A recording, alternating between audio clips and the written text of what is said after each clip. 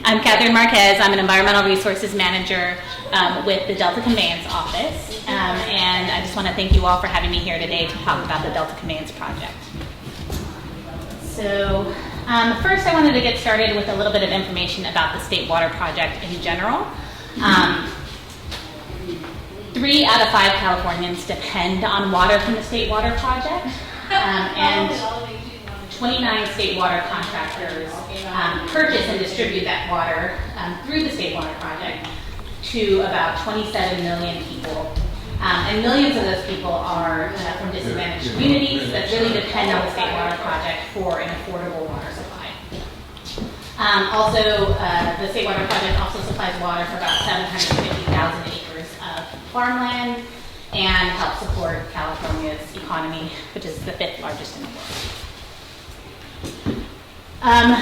Something else to consider is that the State Water Project provides that reliability in order for local water agencies to promote local water supply projects that would support the reliability. So things like regional stormwater capture, water quality management, recycled water, and groundwater management.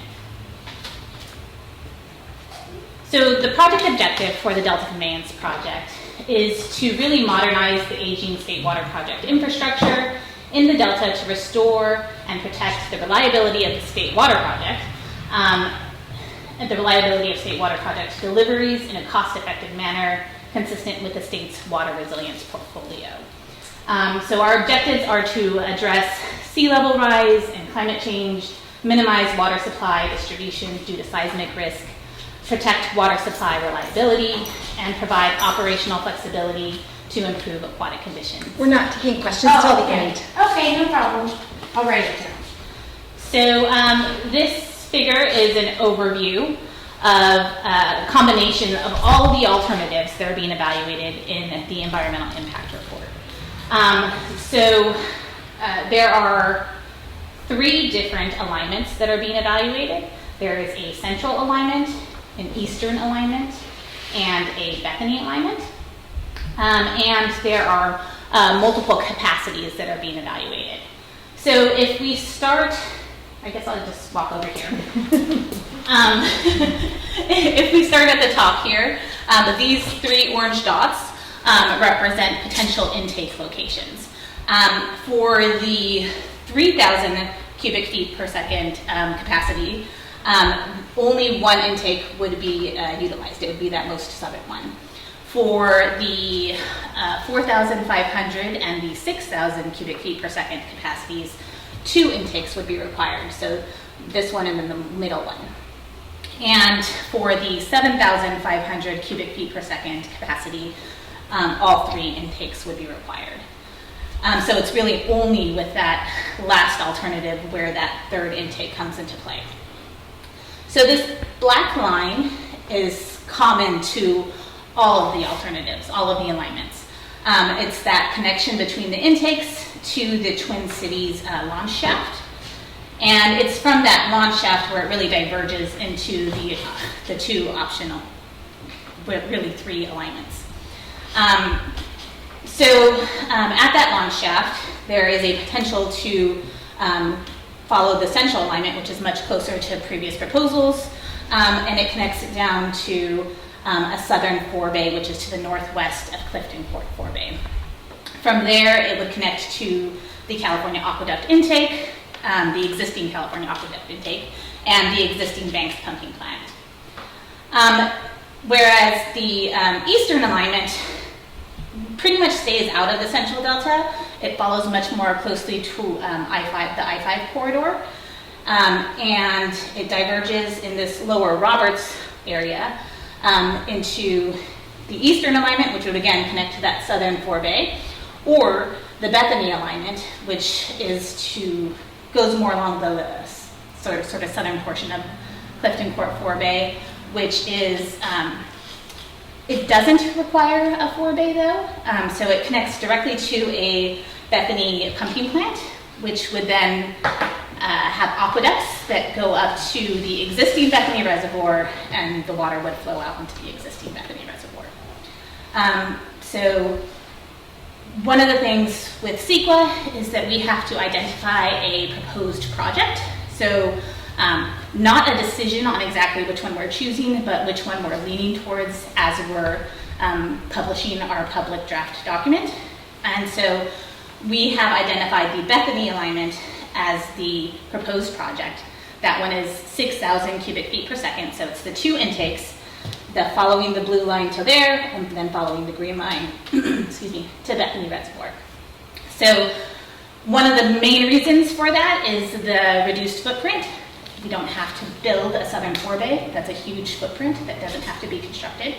And because of that, it also is the one with the least amount of impacts to waters of the U.S. So that's why that one's currently the proposed alternative.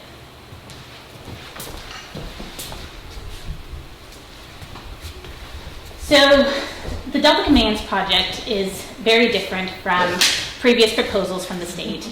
We have really worked to reduce the size of the project and redesign the features to try to minimize and avoid impacts. So some of the ways that we've tried to do that have been to reduce footprint sizes, maximize reclamation of impacted agricultural land, shifting facilities away from natural areas like the Stone Lakes Wildlife Refuge and Woodbridge Reserve. We've eliminated all of the barge landings and eliminated most of the barging, and so therefore, and thus eliminating a lot of the associated effects to recreational boating. We've looked at adding rail and expanding roads or eliminating structures in order to maintain levels of service on roadways. We've reduced borrow and import requirements to reduce traffic impacts. We've focused on eco-friendly and biodegradable tunnel conditioners, so that's the materials used during the tunnel boring for that deep underground tunnel. And we've reduced pile driving impacts at the intakes by 80% through redesigning the cofferdam. Another big difference is the incorporation of the community benefits program. That is part of the project description, so it's part of the project. And the community benefits program is a defined set of commitments made by project proponents and created in coordination with the local communities to create tangible and potentially significant economic and social benefits to residents, businesses, and organizations facing project impacts. There are two main components to community benefits, to the community benefits program. One is the Delta as Place Fund. So this is the grassroots framework for fund development and management that empowers the local community for local projects. And then the other one is the project implementation commitments. So these are things like hiring targets, labor agreements, job training and education, local business utilization, and multipurpose facilities. And by multipurpose facilities, we're talking about things like park and rides that will be used for construction that could then be turned over to the community for use, or other facilities of that nature. So this slide shows you an overview of the current project schedule. We're looking to release a public draft environmental impact report this summer, which would then be followed by a public review period and then the development of a final environmental impact report due to be completed late in 2023. Similarly, there are several different environmental permitting processes that will be occurring that will be ongoing until probably mid-2024. So as I mentioned, the draft environmental impact report is expected to be released this summer. It will evaluate the effects of the proposed project, evaluate the range of feasible alternatives, and identify mitigation measures to lessen impacts. There are several opportunities for public input during that process. There will be public hearings, publicity releases, flyers. The document will be available at libraries. There will be translated versions of the documents available. There will also be a number of publications to help support the public review the document. So something as high level as how do I read an environmental impact report? What kind of document is this? Down to maybe highlights of certain resource impact analyses. So there will be several resources out there when the public draft EIR is released. The entire EIR will be translated this time? Or will it just be the cover page like normal? I believe with previous efforts, the summary was translated, not the cover page. I don't know exactly what we're expecting with the translations. I know that there was always an option to request a translated copy. So I know that has been something that we've done in the past. I think if they requested them and never actually received them is the problem. I can't tell you about what's happened in the past. I can only talk about the current project. Okay. So some ways to stay informed. We have the deltaconveyanceproject.com website.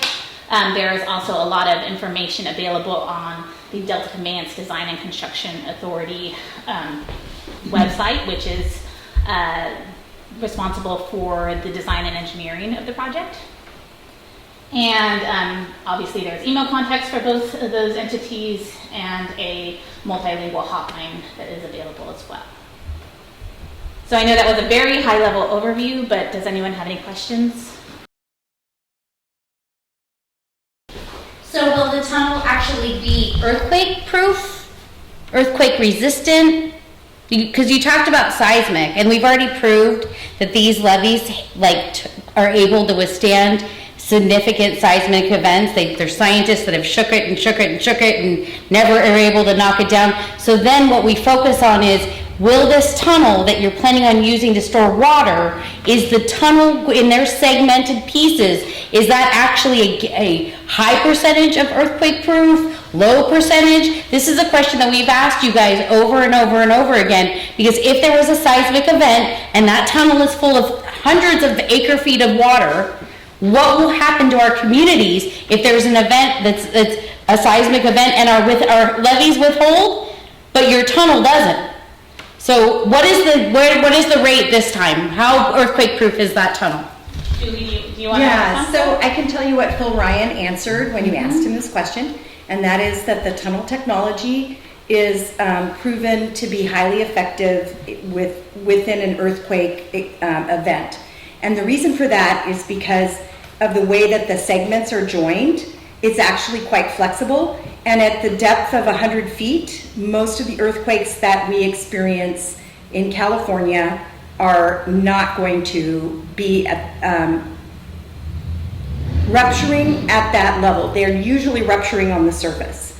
So it performs really well. And then I think a lot of you are familiar with Japan and how earthquake prone it is, and they use tunnels all the time, and they've never had an issue with one of their tunnels breaking. We do have problems with above ground surface ditches and things getting disrupted after an earthquake because of the movement of the earth, but the tunnels are really quite able to handle.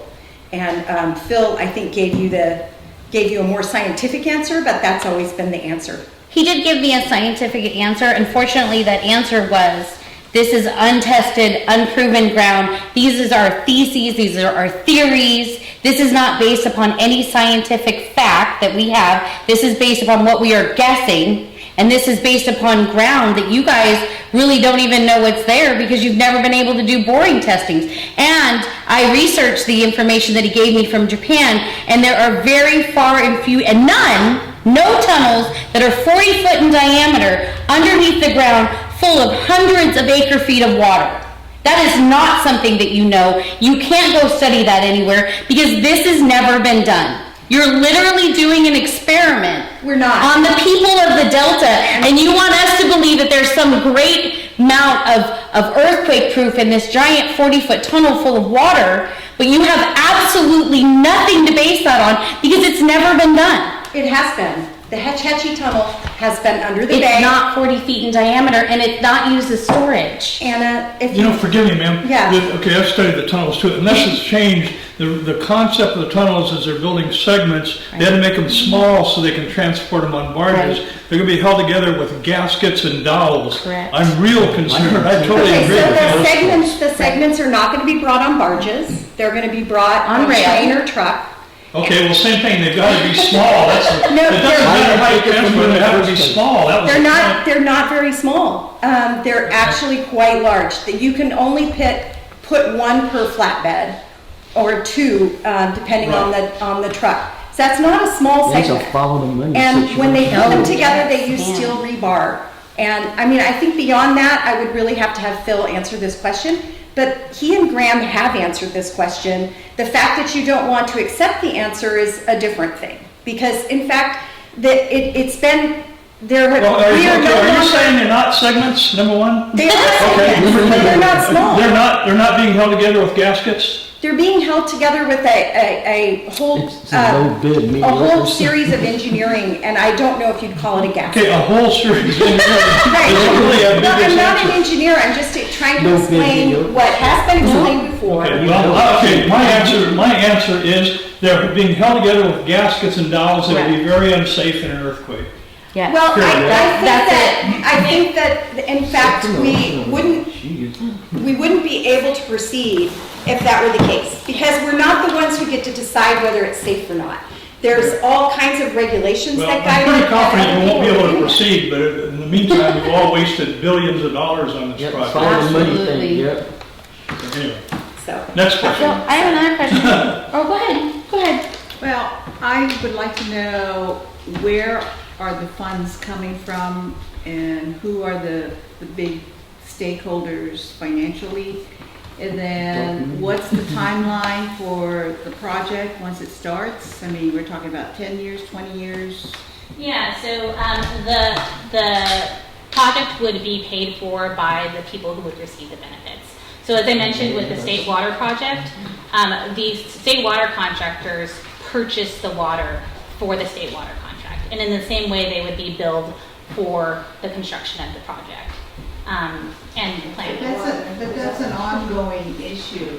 Like, where is the money up front coming from? I mean, when you're building it? So we have received funding from the state water contractors for planning purposes that they vote on at their own individual board meetings and provide the funds to DWR. So state funds are not, out of the general fund Who or needs state contract? money, taxpayer money is not being used right now. When I say taxpayer, I don't mean the poor taxpayers that are funding the Metropolitan Water or the other water companies, but so there's no taxpayer funds being used to finance the project right now. It's my understanding that currently we are using the funds that the state water contractors have provided us for environmental planning. So where's your salary being paid from? My salary is being paid from, so there has been a whole deep dive video that's been produced regarding the financing of the project. I really recommend you guys go to our website, look at some of these deep dive. Well, just videos. answer the question. I'm trying to explain. I get paid from DWR. DWR bills the state water contractor for the activities that we're doing here. So yes, I get a paycheck from the state of California, from the Department of Water Resources, but money gets paid to DWR from the state water contractors. they have a whole series of accounting that they Yeah. do that covers the existing operations, the planning, which includes a whole team of people that Catherine's a part of, and then also the DCA's activities. Yes. What we didn't hear was maintenance, like Orville, right? That's We all- just skip all the maintenance. No, that's all We paid don't for need by the maintenance. state water contractors. Oh, yeah, just like Orville was, right? Yes. Oh, okay. When to all of the highways in Butte County were heading north because that thing was failing, was DWR there to rescue? Was the state contractors there? Well, Who was there besides the local sheriff? Who was there? I think you And the changed people the subject. fleeing for their lives because DWR and the state water contractors did not maintain a project. You want us to trust you to build yet another state water project, and yet you failed to maintain the one that you have. You were warned. They told you. The engineers were on that emergency slide. They said, we're having issues. And DWR and the water contractors decided to summarily ignore it. And I still have yet, I ask this question at every meeting, what is different? What is going to make us trust you this time? Because you already failed us. This is a whole paper, rock, scissors game that you're playing with us. It's the same exact project it's always been, and there's still no guarantees. And I have a question about your community benefits. Name one project that DWR has ever started and completed 100% with all of the promises that they made with community benefits. So this is the very first project that I know of for the Department of Water Resources where a community benefits program like this has been proposed. There have been other projects that have had other types of programs that are very different. They're negotiated through litigation or other issues. This is the very first project I know that has come up front and started with a community benefits program as part of the project's description. It is part of the project, and if the project is approved, it is approved also. And that is a firm sign of commitment to doing something like that. So you want us to be the early adopters of tunnel technology and ground you've never looked at. You want us to retrust you again for projects that you don't maintain. And now you want us to be the first project for your community benefits. The examples that you gave us in the stakeholder engagement, we looked those up. Guess what? Not one of those projects, either it was completely unrelated and unpopulated places, or the promises that were made were never delivered. There's hiking trails that go nowhere. There's picnic places that don't have benches and barbecue pits. The Delta is not for sale. We don't need that money. These communities will not, no matter how much money they take, they will lose 10,000 times more because they won't be able to be here. So, Anna, and your presentation showed the very first thing of your priorities, right? Can we go back to that slide about your priorities? The one thing that I noticed is missing, which is a reduction on the reliance on the Delta. That is a number one thing of the Delta plan. And it seems to be the number one thing that you guys keep forgetting. You're supposed to reduce your reliance on the Delta, not increase it. That means you're supposed to go figure something else out. Recycled water, desalination, whatever. But what you're doing is you're laying this once again on the people of Northern California to supply water for contractors that are so far removed from us. They don't know who these communities are. They don't know who these people are. You think you're going to run in here with your bag of money and try to get us to be an early adopter of a terrible plan. It was a terrible plan back then. No matter what you name it, no matter how much lipstick you put on the pig, it's going to be a terrible plan. And each and every one of the people that are connected to these communities, they're going to be the people that lose. You'll be forced to leave your house because of noise, because of traffic, because of air pollution. They're going to, you have water pollution. They're going to go one of the most pristine environments in Northern California. You're going to turn it into a place where multi-generational farmers are going to have to leave. And can I speak? Sorry. I just wanted to talk a little bit more about the community benefits program. We have always been upfront about the fact that we are not trying to buy anyone. You are still welcome to oppose our project, even if you would like to talk to us about community benefits. When was the last one? December. Since last year, have you, because I addressed it time and time again that what the proposals, I mean, you're going to give us your old commuter electric bus. Where are we going to go? We take a bus from here to Hood? Who's gonna drive it? So the presentations that were done back in December provided a bunch of ideas that were collected from the community. So those were ideas that were collected from interviews, from other meetings, and those were presented there. But every one of those ones has been challenged by people in the community. Those specific and the communities and the people that you were talking to were very selective groups of individuals because you're not coming. Now you're doing it, but this is this whole thing, that all these little meetings you're having with individual towns are an afterthought to what you originally had started out doing. So those community benefits program meetings were public and they were published. They were public, but like I felt like I was beating a dead horse. when you come out here, there's no internet. You're expecting people to be on the Zoom, and a lot of people around here, their internet consists of their phone. And you're not getting a Zoom phone call on your spotty phone, And that's an unfortunate issue Because that the occurred whole thing- with the COVID issue. We had to The go whole, to okay, a but Zoom the whole meeting. thing is that it should have been shut down. It should have been shut down before I was put on Yeah. stakeholder engagement committee. Because the stakeholder engagement committee, who were representatives from the different areas of the Delta, almost unanimously So stop. I don't represent the stakeholder engagement committee, and I No, but I we really were like to supposed to focus be on we were supposed to the be the voice presentation that was for provided this. here today. And I would really Yeah, like we to were know supposed if to be the any voice of for the this, people who were and not instead on what the they did was stakeholder every single time that engagement Gia and I would speak out on social media or try to communicate with our communities, they would threaten us. They would threaten us that we were breaking the Brown Act, even though we didn't even get to vote to stop the meetings when COVID started. So Anna, So this is, and you're being disingenuous and saying it's not our fault that you guys don't have internet, but you hold a stakeholder committee and ask us to be representatives, and then you silence us and threaten us if we do that on the internet. You know what? I'd really like to not talk about the stakeholder engagement committee. I don't represent the DPCA. I can't answer those questions. Okay. I'd really like to hear from people who haven't had an opportunity to publicly speak about this before, and if they have any questions.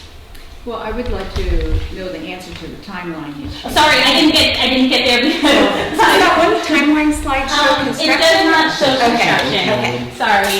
I don't have the exact number. You are correct. It is a fair amount of years. I think it's like 16 years. Yeah. Is the rough estimate for the construction timeline.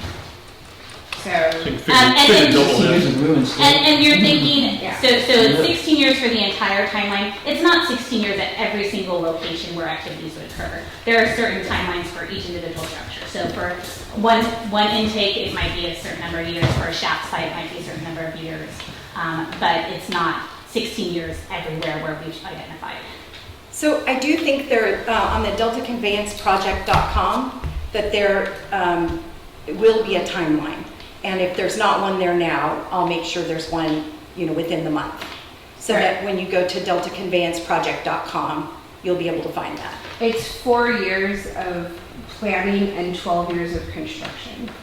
And again, it's one of those things where they don't bother to actually communicate with us to understand that if you're tearing up the 160 in Hood for 4 years, you're affecting everybody that needs to go that way. If you're tearing up Twin Cities for 2 years, how are you gonna get out?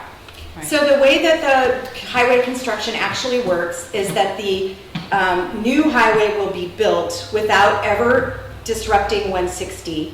And then for a day or two, it will be, there will be controlled traffic while they basically connect to the new highway, and then it will go. Caltrans will not allow us to stop 160. How will you get that land? Yeah. Because there's no willing sellers, so how will you get that land? Is that eminent domain? You plan on taking their land? And we will prior have to to- use eminent domain. We can also do friendly eminent domain, which is something But- advantageous of that, But, because okay, it's so one advantageous thing to is- the owner. One of the things is, how are you're picking the two weakest spots on the levee that surround Hood. How are you going to not affect traffic while you're securing those levee spots? So you build inside the levee, the new road, and then that becomes the new levee. And it's built at a standard which effectively protects everything. It has to be And built those two to a spots standard. where they're intending to build flood every year when it rains. And so this is supposed to be a project that's in use when it rains. They've been told. Their head engineer has been told and told me I was wrong, that the field doesn't flood for my entire life. So there are a number of regulations associated with the levee work, and there is review by the Army Corps of Engineers, and there was a flood analysis that's conducted also by the contractors. So there are a number of checkpoints in order to verify the engineering that's been conducted. Checkpoints. I have very little faith in your engineering team because just within the scope of Hood, and he's that's been wrong several times. And you may have little faith in the engineering team that we have, but as I mentioned, there are other regulatory agency engineers that will have to review this just before anything ever gets constructed. And that's the one thing I don't understand is the whole time, all of you, DCA, DWR, whoever have told us, well, we don't know until it happens. And that's super scary, that you're putting our lives, our family's lives, and like Anna said, Pam's family's lived here forever, my family's lived here forever, most of our families have lived here forever. So it's not just, you're taking away and destroying multiple generations of lifetimes on a, let's see what happens. And I don't know what Adaptive context you're talking about for that statement. Everything. The whole thing. I have a hard time believing that our answers always say we don't know what happens. I promise you that's already a fact. It's on video. It is, like the 2 years of. I imagine that was in response to a very specific question. So how is Hood going to benefit from the project? Oh, that's an interesting question. How is Hood gonna benefit? You know what, and that's exactly why we've been talking about the community benefits program. We completely acknowledge the fact that the main beneficiaries of the project are not in the Delta. That's also why we've been working to reduce the size of the project and redesign the project.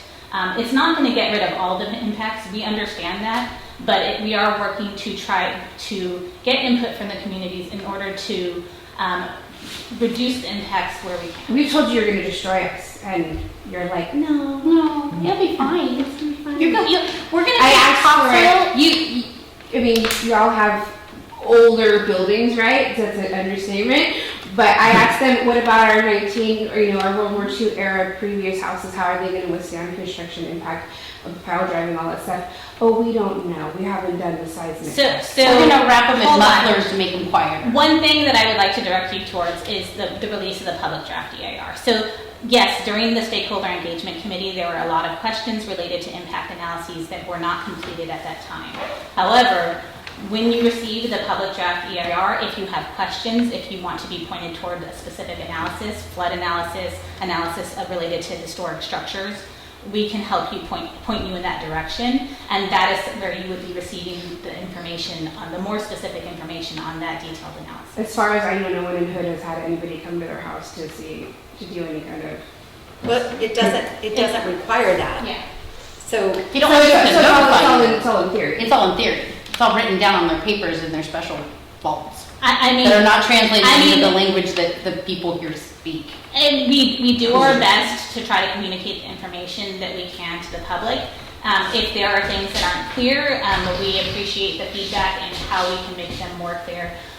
But there is going to be a substantial amount of pretty hefty technical information in the environmental impact report, and that's why we're working with our outreach team to develop these explainer videos, to develop any way that we can help summarize this information and direct people towards certain parts of the document. It's going to be a very big document. We understand that. It's going to be very technical. We understand that.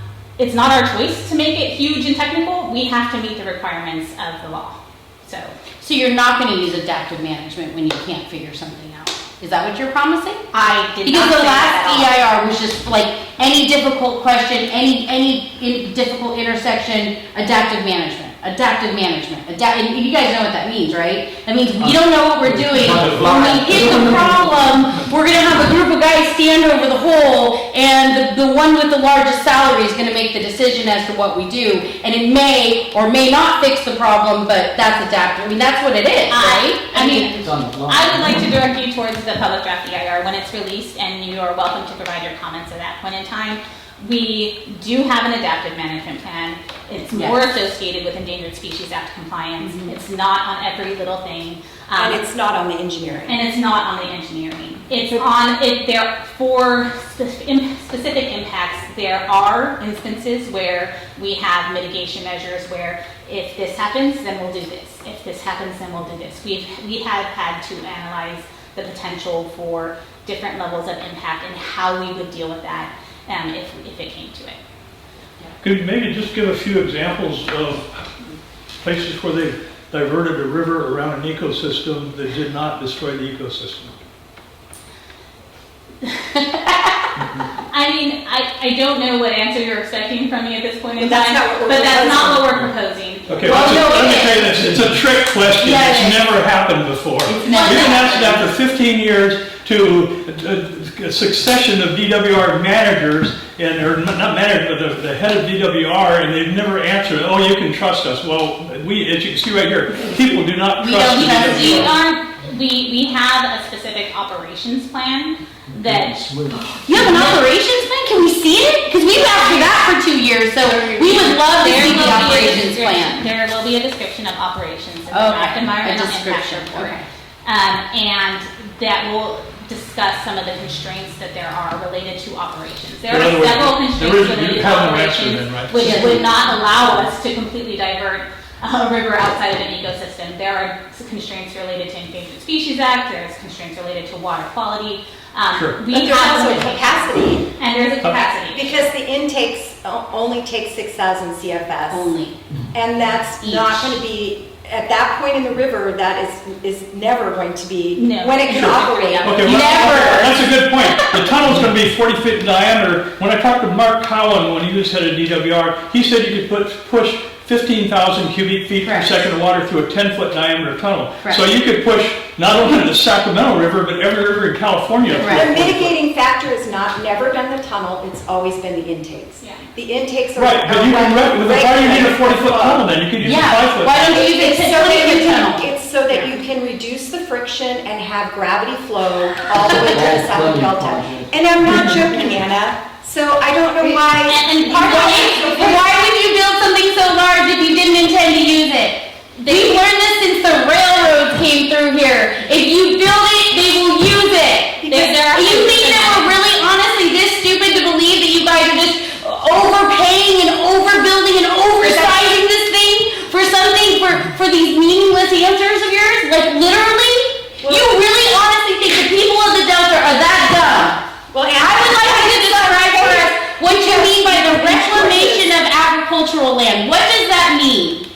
And I would like to know if soil conditioners, if they are now not something that is secret, and if you can release the ingredients to those soil conditioners to the people of the Delta, That's because a we good- have very, very sensitive domestic That's a wells good here, point. low water tables. Are we now allowed to know what you are going to poison our communities with? And I want to know the reclamation of land answer. I want you to describe for these people what that means. If we could stop asking extra questions before I answer first questions, that would be helpful. Well, we were done with that question because that wasn't an answer. I mean, That wasn't a yeah, that too. But there are capacity constraints related to the intakes. There is a number of engineering analyses that have occurred in order to, like Julie was mentioning, friction, pressure. There are a number of constraints related to the engineering. And part of those analyses have been beneficial in the sense of, previous proposals included an intermediate forebay that is no longer part of this project. That is a huge footprint that no longer is part of this project, and that's part of how we've arrived at the engineering design that we've arrived at this today. So that's something that I wanted to add. So how many acre feet could you take out of the river without damaging the ecosystem? So it's not it's not a matter of how much, it's about a matter of how much and when. So you have to consider what the flow is in the river at the point in time that it's being taken. You have to consider the velocity of the water that's being taken as well. So there's no simple answer to that question. Sure. So say we're in a prolonged drought for several years. Like How much 40? water do they take out? The North Delta intakes are proposed to be used during rain events, so high flow rain events. So if we don't meet those conditions, we wouldn't be able to utilize them. So you're But saying if the you're- only wait a minute, condition Anna, that I'll you use finish it? that question. No, she was speaking. I would like her to finish. You said you would only use it during periods of heavy rains and high flow, right? Only in the wintertime. So can we please get that in writing? Because that has never been said in the 2 years that we've been asking these questions. That has never been said. Can we clarify? So I think that's not true. So go ahead. Please give us what I the would truth appreciate is. it too if you'd stop shouting. That would be really helpful. So I actually have a disability. Are you violating I talk loud. That's part of my disability. Are you? Anna, I talk loud too, but I also know that when we're in a small room, you don't actually have to be that. Oh, I'm sorry. I apologize. Well, I actually have a problem. I actually have a disability controlling the volume of my voice. I think I've done that for the 2 years I was on the set, and I think I've done it for the 45 years that I've been alive. But thank you for calling me out in public on my disability. I appreciate that. Now go ahead with your answer, please. This winter, that we had that storm in October and we had the storm in December, we had very high flows, but they were very flashy flows. And we expect that that's what we'll have in the future with climate change, that we'll have more of those kinds of events. And the analysis that the folks at the state water project operations did is that if we'd had the 6,000 CFS intakes in place, we would have been able to move 240,000 acre feet down to Bethany Reservoir. And that was in excess. That was not going to be taking water away from anyone who also needed it at the time, because those are in the winter time when the water usage is low, and it would be within our water rights. And the only difference is that we'd be taking it when the fish can safely pass and we can take the water out. When you have a flashy event like that, it often stirs up a lot of what do we call it when it's Silt. Silt, thank you. And then that means that the fish are going to be near the pumps, and that's why we generally have not been able to take that water during those types of events. So what we think will happen is that we will that it won't be a water type year, it'll be more like a storm event type that we'll be able to operate it. And it won't be operated all the time. So will the tunnel be, oh, go ahead. So Jean, Well, it was just the comment you made. You said, we think, it has to be a little better than we think, I mean, it has to be. well, I can't predict the future, can you? No. Then why would you build something based on predicting the future? The conditions in which we would operate are these high flow conditions. Right. Though we think part about it is we're not certain with climate change when those high flow conditions will occur. All we know is that the science is telling us that we're going to have more high flow, flashy events. rain events versus the way that the system currently operates, which is primarily lots of snow in the winter and runoff in the spring. And so it's a shift in the hydrology of California. And that's what we're trying to capitalize on as far as making sure that we can still use the state water project and provide water for the millions of people who depend on it. What if you're wrong? I talked to the head of the state water project and asked her the same question, like, what if there's no water? So you're gonna tell me you're wasting 16 to 19 billion dollars on a project and you're not gonna take 55 billion.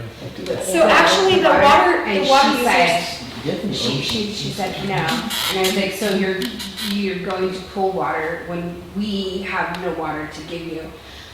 And she wouldn't answer that directly. So the thing is the state water contractors are all trying to decide whether to invest in this, and the planning is part of that decision. So they're doing the planning so that they can be informed and make a decision about whether to invest. But one of the issues is with climate change and sea level rise, and the fact that they've committed to another 65 years of the state water project. The question is, can it be reliable without it? And so it's really it's a really tough call, and they're in the process of deciding that. And so it's Right not like now, anything the is state determined. water project is attacking where Sykes Reservoir is going to be, which is a heavy indigenous community, and the Delta, which is high POC, high low income, high elderly community. We're fodder for the fire of these, because we're not fancy schmancy LA, we're not $1 million resume. So we're expendable. And time again, no matter how many of these meetings you have, no matter how sweet you talk, at the end of the day, we're expendable. This is your job. This is our lives. This is our kids' lives. My kids are 6th generation Delta. Like, this is like, we're expendable, and it's infuriating and it's heartbreaking. So And I don't think any of us who are working on the project think of the Delta as expendable. You're willing to destroy wood. We don't actually. You're willing to destroy We don't actually see it being destroyed. We see there. How is anybody going to stay there? Well, Like realistically, you're going to be constructing constructing within a mile on each side for God knows how many years. On both sides, you're going to move the road, you're going to impact traffic, you're going to be digging and pile driving, and then after the whole thing is built, you're going to suck up muck out of the tunnels, and then you're going to put it in the fields on either side of the town. No, we're not. Yeah. We don't have any RTM near Hood. It's all going to Twin Cities Road. On a farmer's land you haven't even talked to. We have. You have not. Yeah. You have not. And that's what's crazy. You said you were going to use the recycled water for the project, which you had never even contacted them. That was completely out of Phil Ryan himself said you're pulling the, he had an argument because I said about the smell. And that man tried to tell me that the water out of the river, the mud out of the river doesn't smell. Yeah. Okay. He tried to say it doesn't. So we've been down this road.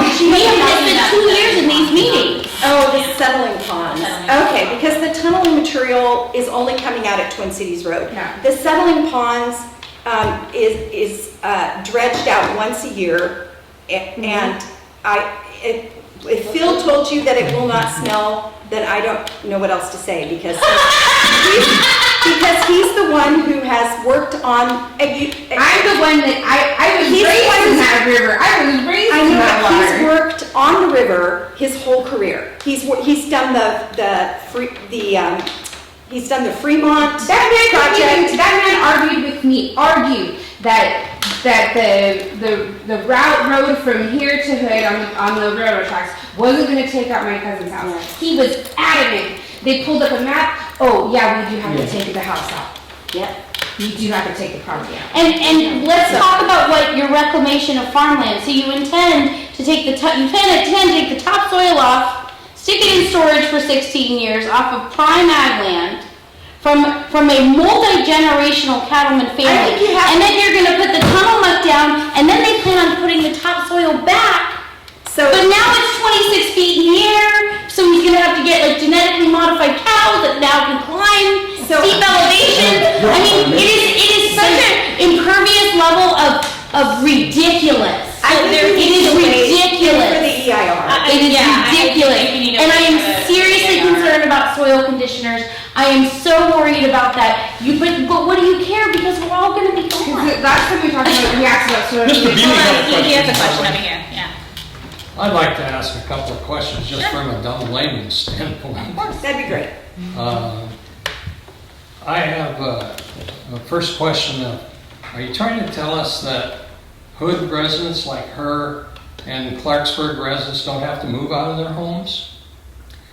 I am not saying that they won't move out of their homes. I'm saying that we are doing our best to reduce the impact so that people wouldn't be impacted as much. So I mean, why then would some of them have to move out of their homes and not others?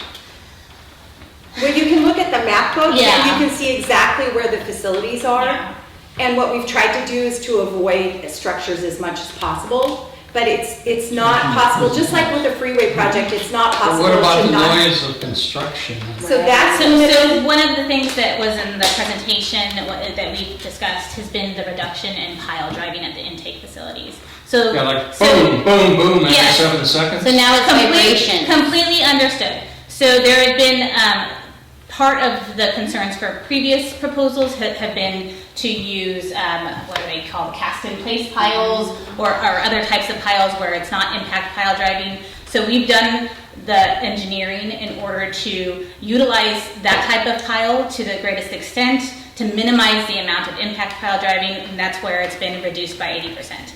Now, saying that, I'm not saying that there isn't going to be an impact from noise associated with that, and it's just going to minimize the how far out that noise issue would be. Well, what about, I've heard from some people in Clarksburg that they would have to move because the water would be polluted. Is that true or not? So I would direct you to the draft environmental impact report. Just tell me. I'm when just it's asking a released. question. You're the expert. I am not the expert on every single thing that is No, written but in that that's a document. simple thing. I'm If you have a job, you're working every day, I would think that'd be one of the. I can give you the simple answer. I can give you the simple answer that no, the water is not going to be polluted. That's not what our analysis is showing. However, it depends on what water you're talking about, it depends on where you're talking about. So there may be, if you want more detailed analysis, more detailed information, I would direct you to the draft environmental impact report. I don't have all that information in my head.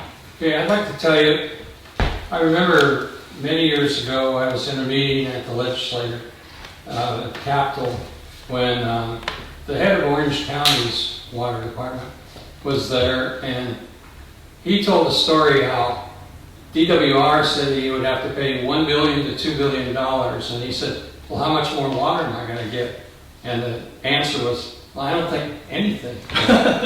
And so he said, we went to work and researched desalination, and he said, we learned we could get a guarantee of 1 million gallons a day for $1 billion, and so it became a no-brainer. So Orange County is my hero, because they not only talked about it, they did it within what, Bill, 2 years? Something like that, yeah. It was just, it was a miracle. It was remarkable. Anyone in this room will stand up and cheer them. Amen. So you've spent how many billions of dollars in 10 years that you could have built 10 of those plants for Los Angeles, and I think they're on their second one, aren't they? Yeah. They've actually pulled out the Could be, project. he just mentioned San Diego's. Yeah, I've needs a seen lot that of- one. They don't want your water because they know it's too, even if they get it, it's too expensive. And let's be clear, who's gonna pay for this project? It's gonna be taxpayers, I think, AKA ratepayers. I think what they're gonna do. Project. So It's not magic math. It's not magic math. It is not magic math. The rates are paid by the ratepayers. They have a vote tonight or Yes. tomorrow down south about raising their rates Yes. like 15 to 17%, and 2% of that is just for this project. That's not accurate either. Okay, that's what was put out. So Well, that's I'm not like, accurate. because who No, should what are we they gonna- believe, you or the news? what are the You or a reporter who does nothing but study this and So are follow you these. talking about Orange County? for what is it? Metropolitan Water District. Yeah. They're So voting. the most they've talked about is 8%, and they're not talking about it being 5% of that is for conservation, and so 3% is not this project, because this project they're. But it's a little 2%, suspicious it's not when this project. they've already Because at this started point- buying the Delta. Yep. Yeah. Well, they own 4 islands, but that is not because they want to buy the Delta. It's because No, because they want to flood the islands to create storage. no, that's not what they're trying to do with it. And there's a survey right now Wait, okay, on what the was the Delta Conservancy intent of- website. If you'll Why let me did they finish. buy it? Yeah. Why did they buy it? Okay, so there's a survey on the Delta Conservancy website right now where they're asking for people's input on how they should manage the Delta Islands. They have not determined anything, but they absolutely do not plan to store water on it.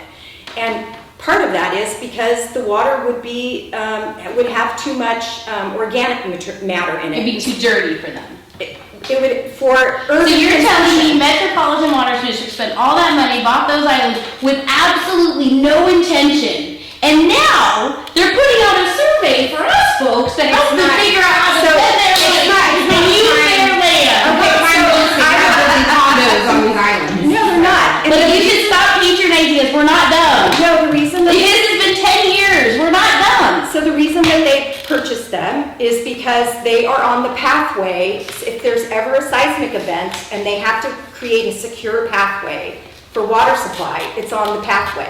And the way that, as you all know, Delta Islands are being managed, there's not enough income from agriculture to pay for levee improvements. And so they actually are trying to secure the levees that are on those islands. I am so glad you brought that up. What because just broke the other day? Why can't the contractors, again, we talk about maintenance, why are the contractors not paying their fair share of maintenance if all we are is a throughway for their water? I mean, that's how you guys think of it. It's misplaced rate, right? It's their water, we just happen to be in the way of it. The least they could do is fix the roadway. Yeah. But they don't even pay that. So we're supposed to just go, you know what? You have lied to us. You have spent our money. You have wasted time. You were literally, Rome is burning with a drought, and you guys have wasted time on this project, but we're supposed to trust you? The island that burnt this summer wasn't a large portion of that DWR land? Right. Yeah. Wasn't, a large portion of that I heard was. And Metropolitan sure didn't run up there with a fire engine, did they? I saw all kinds of reports of neighbors and reclamation districts and neighboring islands coming in. Where was that? We don't own a fire truck in the Delta. Well, you should. You own land in the Delta. You're not being a very good neighbor. What about vegetation Not maintaining mitigation? it. Fire, I mean, in California, you're supposed to, you have So all of that to land is- clear the. And so all that land is being managed by the Reclamation District, which Metropolitan and DWR, when they own land, pays their dues, and they're managed by the Reclamation Okay, District. but even if I say I had a And they're rental still property, farmed if I in had many a, cases. but if I had a rental property, I couldn't just be like, yeah, like, whatever, it's mine, but whatever happens, happens. Like, I'm still responsible and I still need to go check on it and make sure that it's up to code and decent. So do you think all the fires that we had last summer were due to homeowner negligence? No, that was I didn't say Tracy, that. which That was Gavin Tracy. did some awesome rescue I'm matters and just did saying whatever. that- No, but I'm talking about vegetation. So I would like to talk about the barriers that you guys want to put in the river, right? I think they want to put barriers in the river to divert all of the water towards the intakes. I think That's what's next in town, so there's all kinds of things that are in the water. Okay, we're gonna get back on topic. I understand that you have a lot of concerns, you have a lot of general concerns about water management in the Delta, I understand that, but I'd like to. Not water management, lack of responsibility by the government agency by which I pay. That's my problem. DWR is a Continue. I would like to focus the discussion on the presentation that we had and keep the discussion over here on this particular project. I understand there are a lot of other projects going on that people have concerns about, but I'd like to focus, use this time for what it was meant for. It was to provide the Chamber of Commerce with an overview of the project and to provide an opportunity to ask questions. And I so- have another question. What is the buy-in from the Fish and Game and also Sierra Club? So you're talking about California Department of Fish and Wildlife? Fish and Wildlife Yeah, isn't Sierra Club. So California Department of Fish and Wildlife will have to issue permits associated with the project. And so there's not necessarily a buy-in, they would be a responsible agency as an agency that would be issuing permits for the project. So they would have to review the environmental impact report and then a permit application. So we would apply for applications for incidental take permits for California endangered species, and they would have to review those materials and make a determination of whether or not they would issue those take permits. I just add one thing, that Trumpinate Bonham is the head of Fish and Wildlife. I met with him several times, I believe Gene has too. He's all on board for diverting the Sacramento River around the Delta, so. Except that that's You have not a what we're question? proposing. So. You have a You're question? not gonna do it. You're not gonna divert the Sacramento River around the Delta. We have a question. No, under it. Yeah. Yeah. I have a question about, have you researched the impact on the thousands of boaters that come from all over the state and other states even to the Delta? And how, I think when they see all these barges out there and whatnot, they're gonna leave, don't you think, Bill? So one of the things, as I mentioned, that was in the slide was we removed all of the barge landings that were proposed and we shifted all the imported materials to trucks and rails with the exception of riprap at the intakes at the very end of construction.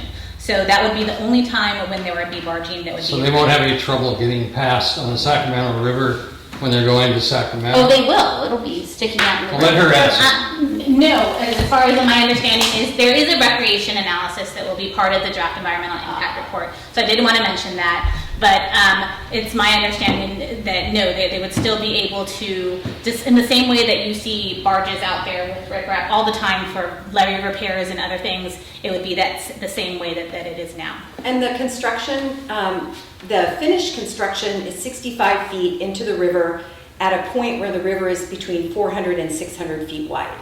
And then during construction, it probably goes out to about 100 feet, but there is still 3/4 of the river available for passage. Except the river's shaped like this. And it's taking out two of the most popular fishing areas in. And it Can you was, step back to the RTM for a minute? You said you're gonna take the RTM out of Hood and put it on Twin Cities Road? Is that- So let me. Let me just tell you what I learned. A couple years ago, when we were going to court about this, they were proposing to dump it on Golden Island, and we pointed out that the wind was going to be blowing across Tower Park Resort there, which would drive the people out. So you're saying they're not going to do that anymore? They're going to leave it? no, at they Twin have Cities like, they have, yeah. Let's see, there's a slide at the end here. Road? RTM, doesn't it stand for recycled toxic matter? Yes. Or tunnel muck. Reusable tunnel material. It's my trigger, actually. Reusable tunnel material. So what's happening here is that there is a double launch shaft at Twin Cities. So the boring machines would be put into shafts at the Twin Cities location, and they would go in both directions. So it would come up this way towards the intakes, and this way towards the next shaft. Sorry, I didn't even touch that. And so the RTM material gets pulled out at the launch shafts. So it gets pulled out as the boring machine progresses. Right. And so that's what Julie was mentioning when she was talking about the fact that all of the RTM from that connection to the intakes is going to come out of the tunnel at that Twin Cities launch shaft. It's going to be left there? Actually, we're hoping that it will be reused within a short time frame because it's suitable for using in levee construction and wildlife habitat restoration. It will be tested. Well, based on the PUC's experience. And based on our soil testing. And you know what? You are correct. That is what we are proposing is going to happen. But because we cannot give you exact projects where that material would go to, we do have to analyze the potential impact for leaving the material there. So that is analyzed in the draft environmental Were you impact. able to get the percentages of the materials that I know it was like a super secret formula that they couldn't give us That's what the they're amount of chemicals? I was It's wondering still if you proprietary. a list of Yeah. chemicals. Yeah, the chemicals were, I mean, to the extent that we could share them because they're not our secret, they're secret of the people who make the Tunnel boring conditioners, machine, yeah. the tunnel boring machine manufacturers and. So we're not allowed to know what the chemical. Well, they tell you it generally, but they don't, just like we don't know what is in Coca-Cola. Can I give your baby something, your grandbaby something that's, we'll give you a general description of it, but you can give it to your grandbaby? So it's. Or your great-grandbaby? It's used all over the world. So you would bathe your grandbaby in it, you would let your grandbaby eat it, you would make it into a liquid and let your grandbaby drink it. Is that what you're saying? Because that's the kind of assistance that we need. We want you to say, yes, personally, I would expose my grandbaby that I love more than this world. I would let that grandbaby roll in it, eat it, ingest it, grow up on it. That's what we need. And if you're not willing to say that, which I don't think I wouldn't say that, then why should we expose our grandbabies and our bodies and our families to it? Because that's not the way you'll be exposed to it. It's not like there's going to be soil conditioner bottles dumped on the ground. No, it's going to be mixed in with thousands of yards, hundreds of thousands of yards of dirt. They couldn't guarantee. And it's But you want us to grow the crossing. Hold on. They couldn't guarantee me that once things dried out and the Delta breeze kicked up, that all of whatever was in there wasn't going to get kicked up and be in the environment. They couldn't guarantee that whatever was in there wasn't going to seep out into our water or the But what they could guarantee was that we would have a testing program to make sure that the material was safe if it was going to be stored on site. And if it does not meet the testing requirements, it would be disposed of. And not to worry, because they also promised that they would come back to us and give us medical care if indeed we are poisoned by it, right? Because that's another mitigating. Oh no, the reassurances of that they would come back to us. No one said that. But even then, Katherine knows, and I have it in an email, so please, I spent 2 years of my life sitting in these meetings, dedicating myself to this. You're a stranger that's coming into our community, and you're being very rude. And you don't have the right to do that. We have the right to ask hard questions, we have the right to raise our voices, and we have the right to demand that you tell us the truth. Because And you don't have the right to be We rude. don't That's have very- to stay here though. That's the thing. We came here because we wanted to have. You're a checking dialogue. off a box for outreach. That's what this is. But You're literally using these people to say, You're- look what we did. You're saying that you want the opportunity to ask questions, and all we're asking is for an opportunity to provide So answers. I didn't get an answer though. Like, if, I just want to know, and you know, it's closer to me than it is here as far as the muck and stuff. Sure. But as we all know, everything trickles down. I can take there's 10 ways I could take to get here, whether it's by boat or by land or whatever. That all connect. We all connect. And if you're so close to Snodgrass goes all the way down here. If something happens and Snodgrass gets contaminated, it's going to contaminate them too. And the whatever water they use when they pump out of there, as far as farmland or whatever. That's my concern, is that you're still saying like, well, we don't really know, maybe if and or what, with something that's so detrimental to our lives and our communities and our environments. And like the most heartbreaking thing is my grandma, she's in her 80s, and she's like, I won't be alive when this project is done, but this project will be left for you and the kids to deal with. And pay for it. And that's the scary thing. Like, You will not have to pay for it. And okay, we're not talking dollars and dimes. We're talking about like, we'll have to pay for it with, you know, with our lives, with our homes, with our businesses, with our communities. And where I live in Sacramento, but my grandma lives there. My aunts live in Hood. My family lives in Hood. And you're like, oh, we're paying 25% above market value. Okay, so you're looking at a home built in 1930, whatever, that was a one-room shack that was added onto. The houses are selling between $140,000 and $500 right now. Give my grandma what, like $200,000 for her trailer. Where's she gonna buy a house at? Right. Where's she gonna live at? Where are those dollars actually gonna go? She's on- It sounds good. Yeah, well, you know, if these people have to move here, what is that gonna buy us? What is that gonna buy them? Like, I can have, you know, my family move in with me, but what about those people that don't have that opportunity, or if they're already living with their kids? Like, so what are they? I can relate to this really personally because my grandparents lived in Santa Rosa, and their house had 5 acres that went out beyond their house, and that's where they decided to route 101, Highway 101. And it started out, it was a 2-lane highway. And my grandfather, they took off the back end, and my grandfather was like, well, yep, they paid me fair market value for it. That's how it goes. And they continued to live. 10 years later, they want to expand. They give him fair market value again. Now, none of this ever adds up to being enough for him to go out and buy an equivalent property somewhere else in Santa Rosa. Santa Rosa, after World War II, just like the rest of Northern California on the coast, exploded in population, values, etc. But my grandparents had a small, you know, 1-bedroom house with a back porch where my mom slept in Santa Rosa. That was what they had. And they had this acreage where they raised a lot of their own food, they had chickens, and every 10 years they came back and took more of their land, and now their house is gone. It's an on-ramp to 101. And my grandfather always looked at it as, well, the community needs the highway. He really did. He had a There's a difference between this project and 101. Your grandpa felt it was beneficial, and whatever his reason were, we get nothing from this. Nothing. Well, our family got nothing. There was nothing for my grandfather to Well, leave. you know, my forgive me, family. we're talking about the Delta, not Santa Rosa.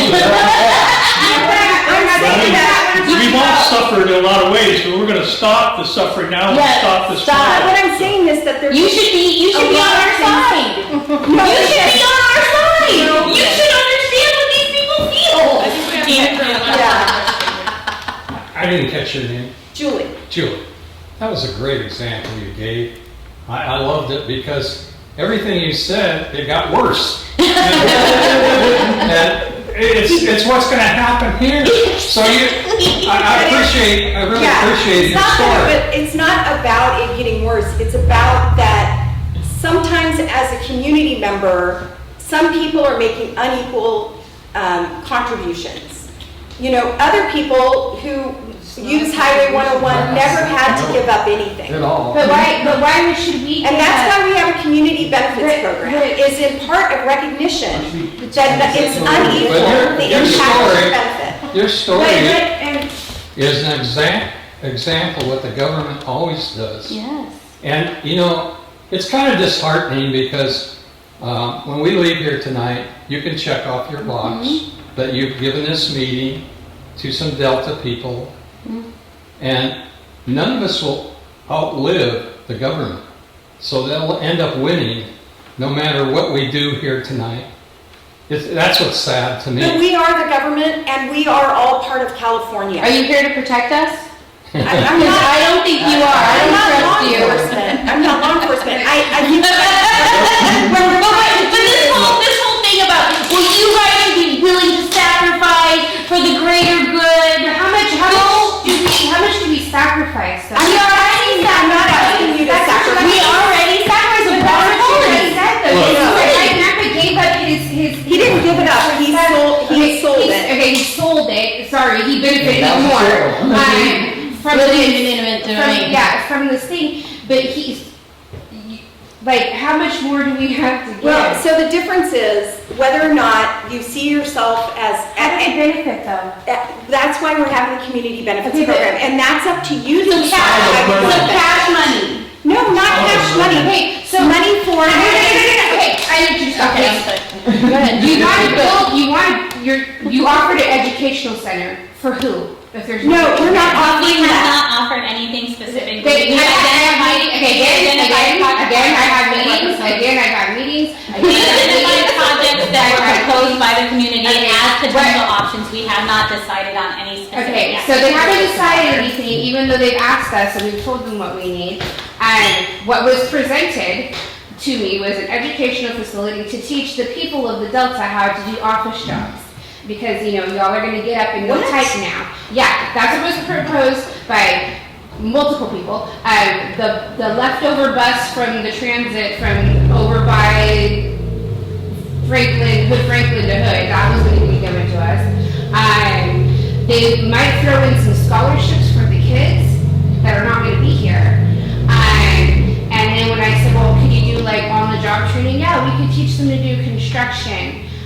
When asked, what are you going to do with generations of people that have invested themselves in ag? You can't just take them and go plop them in an office building. So, I wasn't given an answer about that. can I explain? Yeah. So I love it. the public meetings related to the community benefits program were to solicit ideas for the community benefits At program. Firehouse too. There were definitely interviews and different actions taken to get ideas from the community, not ideas that we necessarily put forth ourselves. They're ideas that were brought to us either through those public meetings or through public documents that were already available. So some of the actions by the Delta Protection Commission for the community action plans, things like that. We collected the information that was available on potential options for community benefits. And we can certainly tell you that there was But nothing. we understand that there is nothing that we could do that would make it so that there would not be impacts here. We understand there are going to be impacts here. What we are presenting is potential options for what we can do, what we potentially can do. And it's not every single thing on the list that we provided. Those were proposals that were given to us. These are some things that we could do. We would like to hear from the community. We would like to hear from community groups what specifically in your region that you would like. And maybe that is something very different from maybe something in your region that you would prefer. Maybe a different I think we group. all decided we want y'all to We leave. don't want you. We don't want it. Well, we want you to go away and stop wasting money. We asked you to literally go away. Don't come back. I would like to know if either of you ladies have a question, because you haven't had a chance to ask a question. Do you have a question for us before we go? How many acres of ag land is this project going to take? That would be in the EIR, but it's far less than in the previous proposals, so. And it's less than 1% of the ag land. Are they involved in this? Oh, the Sierra Sorry, Club. Sierra. We have sidetracked a little bit here. Yeah. The Sierra Club is not part of the project. They're not part of the project. So they would be a commenter just like any other entity on our draft environmental. They have been adamant. They're opposing They it. oppose it. They post on it and transparent She and asked, say they oppose her it. previous question was whether or not CFW and Sierra Club were on board with the project. That's the question that I was. I feel like we have to like follow you around to your town halls to keep you honest. And that's really sad.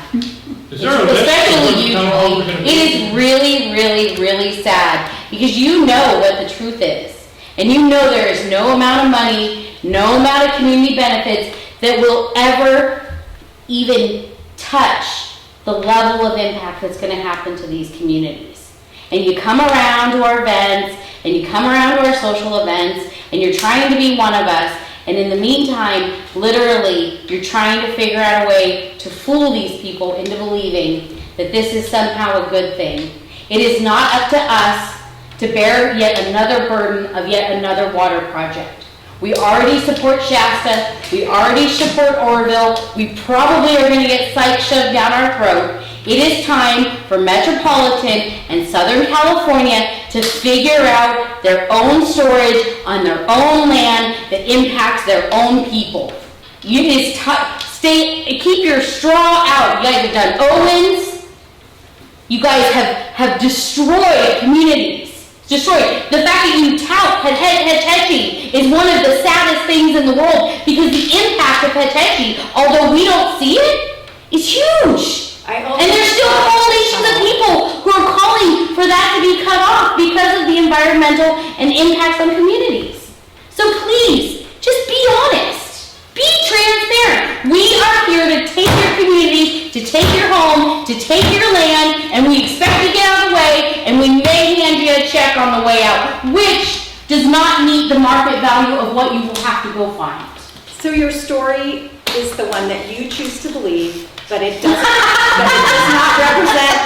She has thousands of others that believe the same. I can fill the streets of Isleton and every other community you want to destroy with all the people who believe the same thing, the truth that I You have like giant ditches back in here from the last time you tried to do something. I don't even know if I was born back then. Yeah. But there's giant tunnels, there's giant ponds that are back here that were left. Where are you pointing? We're in Isleton. Yeah. Yeah, right over there. Over yonder. Over yonder. Look at a Google map. You'll see things that don't look like the waterways. The satellite image of Twin Cities Road, you'll see on either side these. Oh, You guys read it. Oh, you read the map now. They actually make money on those as well. Those were borrow pits for the development of Yeah. those are Caltrans bonds. That was like you're anticipating a perfect so I Which house. now conveniently fill with water and just convenient storage. It's amazing.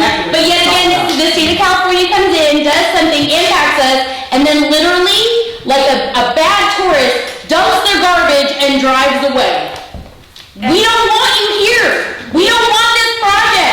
Metropolitan Water District needs to build storage on their property that impacts their people. It is time for Northern California to stand up to you and say no more. No more projects in Northern California. We don't have the infrastructure to protect our citizens. We don't have the level of service of medical care or sheriff in case, or not even in case, when they don't maintain it and it goes afar and it starts breaking down and decides it's going to flood us out. We appreciate your opinion. We appreciate you taking the time to come here today. We appreciate all of you guys coming here to listen.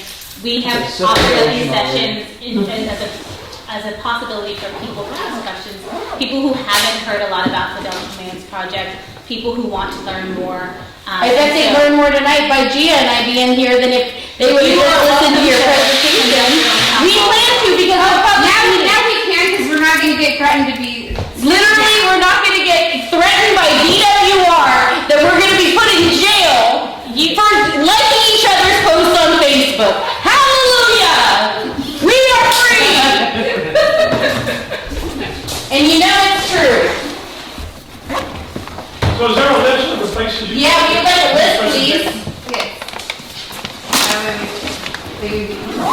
How we from the top? How do we find out where the next one is for?